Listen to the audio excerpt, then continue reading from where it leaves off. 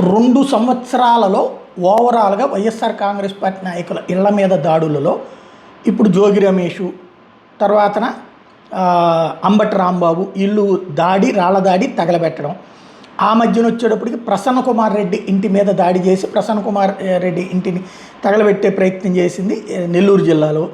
అంతకుముందు మిథున్ రెడ్డి ఇంటి మీద దాడి చేశారు, అప్పుడు తెలుగుదేశం నాయకులే చేసుకొచ్చింది.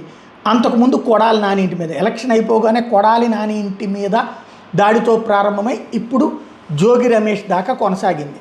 ఇంకా ఎవరెవరి ఇళ్ళు కూలగొడతారు, పగలగొడతారు, ధ్వంసం చేస్తారు, తగలబెడతారు, దాడులు చేస్తారు, ఇది తేలాల్సి ఉంది. 60 మంది నాయకుల మీద జరిగినప్పుడు ఇది విధ్వంసం కాలేదు. ఆ రోజున తెలుగుదేశం కార్యాలయం మీద, జనసేన కార్యాలయం, తెలుగుదేశం పార్టీ కార్యాలయాలు, గన్నవరం ఎన్టీఆర్ ట్రస్ట్ భవన్ మీద విధ్వంసం అయింది. లేదా బూతులు ఆనాడు తిట్టిన బూతులు పక్కన పెట్టి దౌర్జన్యాలు హైలైట్ చేశారు. ఇప్పుడు దౌర్జన్యాలు అనేటటువంటిది బూతులకి ప్రతిచర్య అని చెప్తున్నారు. మరి ఏది రైట్?